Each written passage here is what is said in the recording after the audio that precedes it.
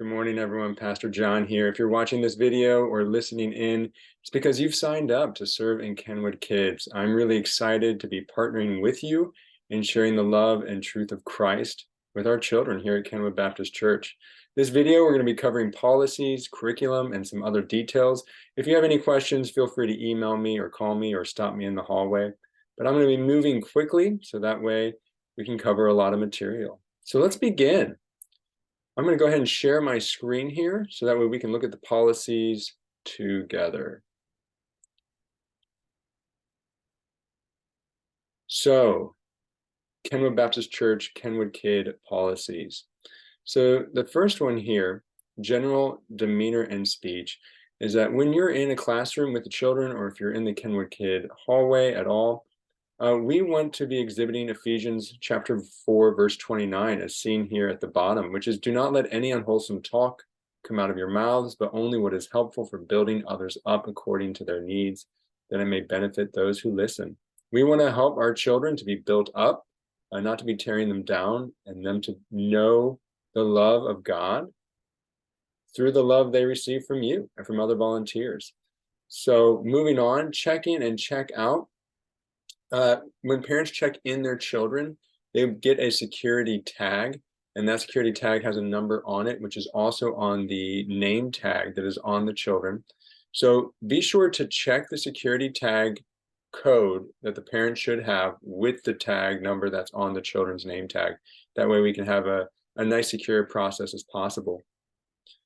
Emergencies. Oh, another thing, since we're talking about name tags here, on the child's name tag, we'll also have any allergens. So if there's a peanut allergy or a gluten allergy, that will be on the name tag. Be sure to check that before you give out any snacks if you're working with children who get snacks. And then also will be on that name tag a phone number of a caregiver or parent. There will be also an attendance sheet, which we'll talk about shortly. But in order to reach a parent, if something comes up, you can contact me and I can contact them, or you can contact the parent directly through the number on the name tag or on the attendance sheet. And again, here right into emergency. So call me, call 911 if it's a true emergency that needs outside assistance. If there's a fire, please exit safely out of the room to that emergency exit that's right there at the entrance for Kenwood Kids, and go down to go into that parking lot that's right by the shelter. And for a tornado, please exit the children's wing down the hallway stairs by the media room, and take shelter in the stairwell and back hallway behind the kitchen and where the commons is. And if there's an active shooter or intruder, please remain in your room and barricade the door, and I will hopefully be present. And we also know that we have security guards that are volunteer-based here at Kenwood Kids. So there will always be someone on security in the children's wing to assist in that. There's also cameras that look through the halls, and there's someone monitoring those cameras always. And we try to have on a Sunday at Kenwood Baptist Church an off-duty police officer who can also assist in those events. So moving on, food and drinks. In terms of serving children, we provide snacks. Please give only the snacks that we provide, just because I don't want you to get in a situation where you've given a food and there's a known or unknown allergy and that we could have a anaphylactic event. I just don't want you to be in that situation. So you use the snacks that we provide as a ministry. For background checks, all volunteers need to have a background check, and you will receive that from a company called Checker. The expense of that is covered by Kenwood Baptist Church. That will be in your email. If you have not completed that or seen that, let me know. And if you're wanting to use a different means rather than using Checker, let me know. Let's talk about it and see what other potential options could be. And there are some volunteers who are under the age of 18, and if that is you and in that event, we will also require a letter of reference from a non-family member for a vouching for your ability to work with children. And they can email that to me. I have my email here in the policies. Diaper changing and bathroom breaks or bathroom diaper changing. We ask that only women assist in diaper changes. unless the child is, of course, yours. All diaper changing may occur only at the changing tables provided in the toddler room as well as in the nursery. Please use hand sanitizer. There's also a bathroom in that toddler nursery room area. And again, we ask that if you are assisting a child, you don't necessarily need to be in the bathroom the whole time. Make sure you're visible to others. Leave the door open so that way you are visible to others. Just want to avoid having a volunteer alone with a child in the bathroom. So even if you're taking a group of children to the bathroom, and I know I've gotten in this situation where we have the 4-year-olds or the older preschool, and all of a sudden, what I'll do is I'll either ask the person who's on security or I'll grab another volunteer to assist me to make sure I am not ever alone in the bathroom with a child that is not mine. We try to have women doing that, but in the event that you're a male and you find yourself with a group of young children wanting to go to the bathroom, get a second volunteer, and that's the same for female volunteers. So 2 volunteers for diaper changes specifically. Women need to be changing the diapers. So bathroom, please encourage the parents when they drop off to ask if their child has used the bathroom, or encourage them to go use the bathroom before they check into Kenwood Kids. And I have on here only women can assist in bathroom breaks unless it is your child.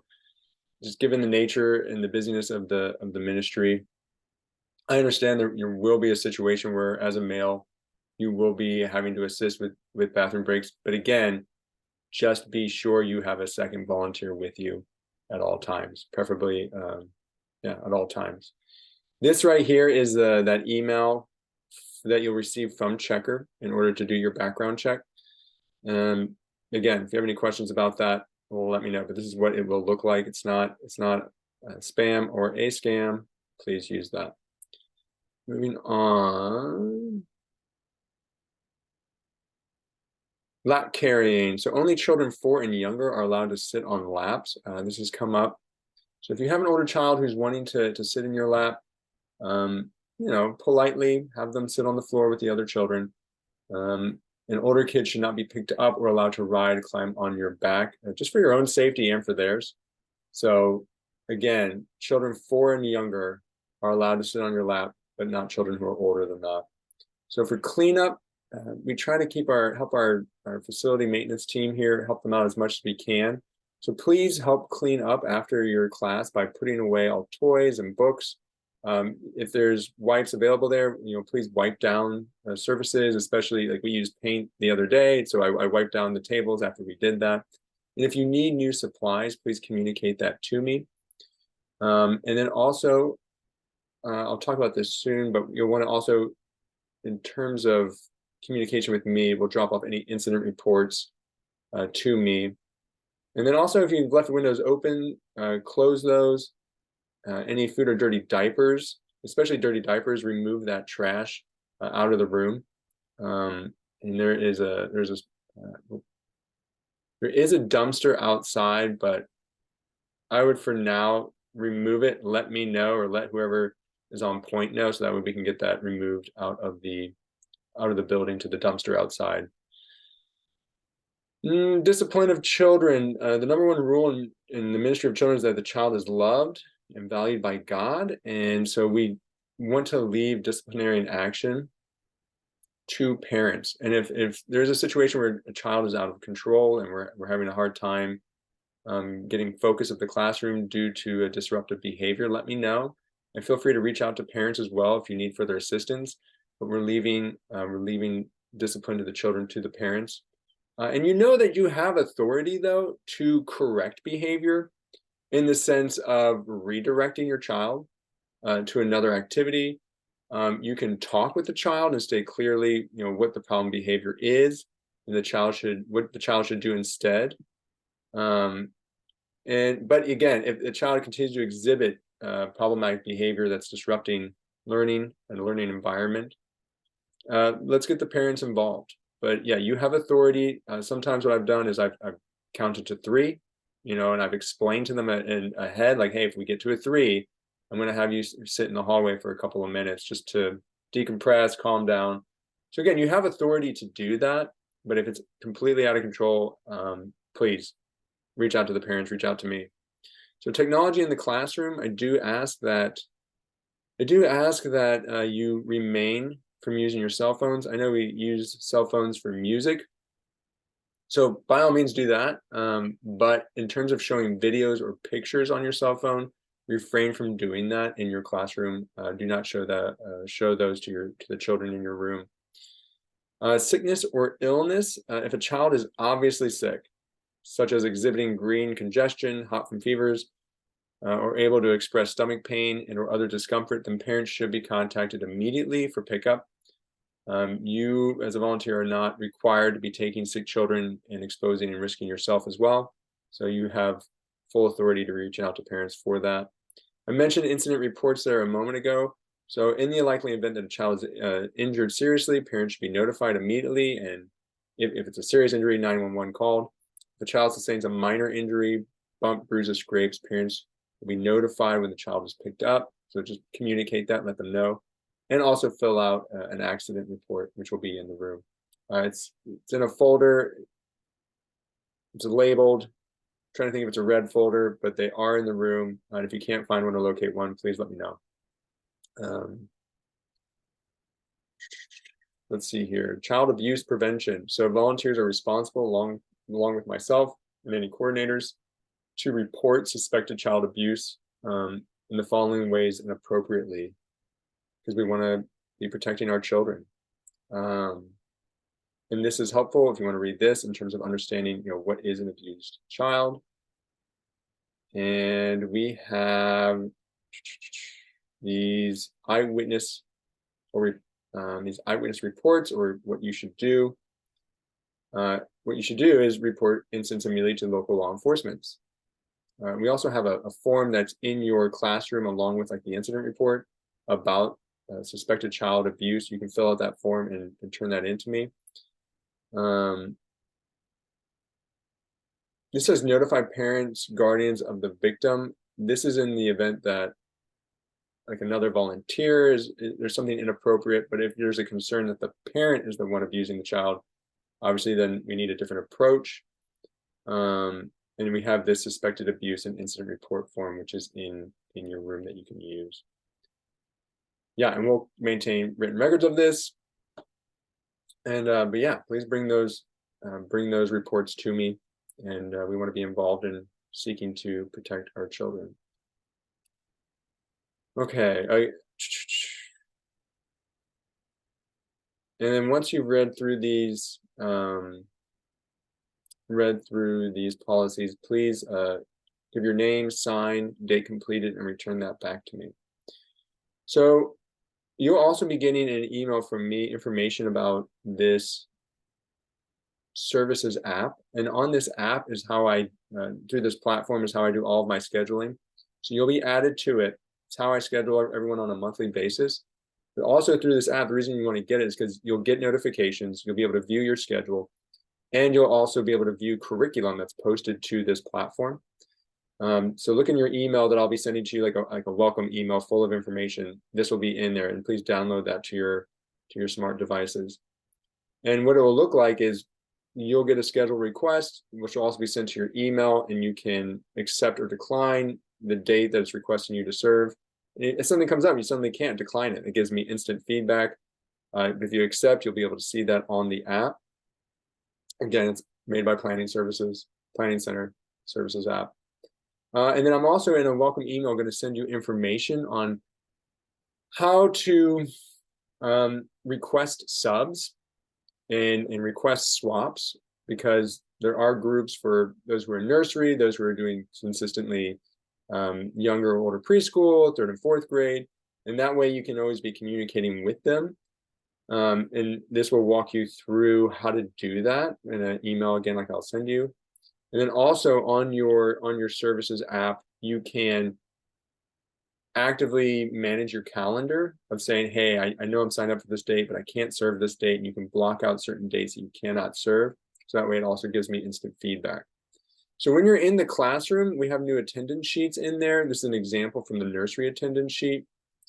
For those who are from nursery all the way up to 1st grade, they're still able to be here for both services. It can be hard to track. So an example here is a check mark for children in first service and an X for children in second service.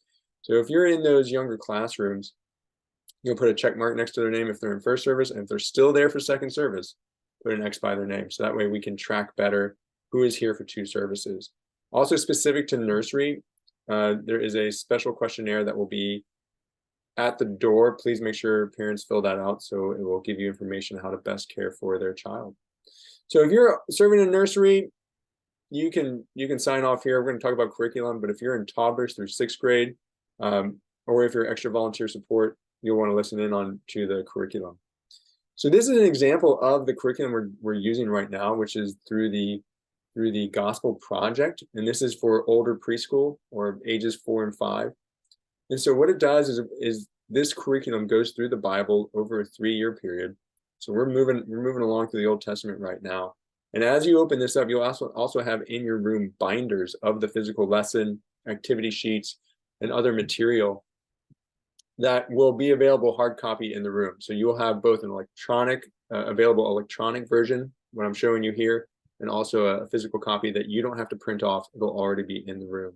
But as you open this up, you'll say, okay, here's my immediate Christ connection. What is my big picture? And what is my key passage? And this is for you to orient yourself to the text. And then this is for those who are planning their own activities. These are some suggested activities here to kind of give you a quick snapshot of like, hey, here's the things I'll need if I want to be successful in order to be successful for this lesson. And know that you don't have to do all the activities. And I'll just stop there. That if you're teaching in toddlers through older pre-K, Nalani Wilson, we have been prepping those rooms with activities.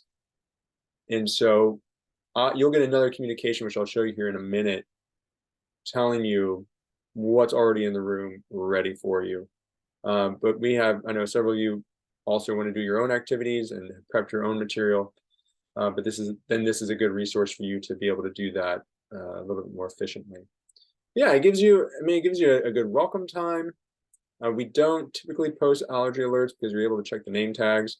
And parents will usually communicate pretty clearly if their child has an allergy. But it gives you immediately like, hey, options of different activities to start off the session. So you get to choose. You have to do all of these, but you get to choose which activity you want to do, transition to learn, and then it's talking about the lesson itself. Here's telling the actual biblical story here. And again, these change by the age. They're age adapted. And so you can just walk through this with the kids and helping them understand the lesson, connecting it through activities. And this, I kind of like view it as a recipe. If you're my wife, you very much want to follow the recipe to a T. If you're like me, I take a lot of recipes as good suggestions. You can take things here that I think are helpful. If you don't think it's that helpful, you can leave it. But make sure you're staying within the realm of the lesson, however you decide to approach it. All right here, and for those who are serving in toddlers through older pre-K, this I'll also send out to you for additional and helpful activities. You'll get this in a separate email currently that tells you, hey, I looked through the activities. These are my recommendations, and I've also prepped the room, like Play-Doh, for instance, form Play-Doh animals. I put Play-Doh in the room so that way it's easy for you to go ahead and begin engaging. So that way it just makes it a more enjoyable experience for you, and it's more efficient. Yeah, so that's that. And then these are an example of the activity sheets that will also go along with the lesson. You can view this on the Services app. But yeah, this is just what these will look like and how to engage the kids in your classroom. So also with the lessons, there are catechism questions. I'm going to see if I can find those within the lesson here. But each unit has its own catechism question. Here it is, like learn the big picture question and answer. What is God like? God is holy, good, and loving. So you can discuss. We'll have those handouts available to you in the room. There's a practice of the key passage. Each unit has its own specific verse that the whole ministry is toddlers to 6th grade is memorizing. So those key verses will also be available in your room.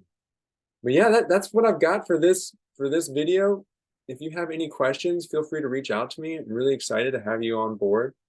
And blessings. Thank you for being part of the team. God bless.